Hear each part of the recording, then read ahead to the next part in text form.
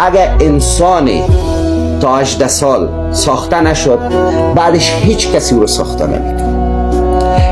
اگر انسان در 18 سال تربیت نشد، دیگه با تمام فشاری که وارد میکنیم، پلیس، اردو، هر چی میکنیم جلو جرایم گرفته نمیتونه.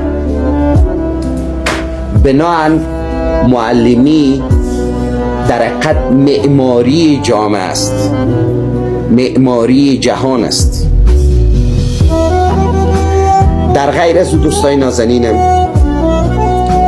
اگر بر معلم ارزش قائل نشیم و زمینه ساختن برش ندیم، جهان به چیزی که امروزه میبینیم تبدیل میشه.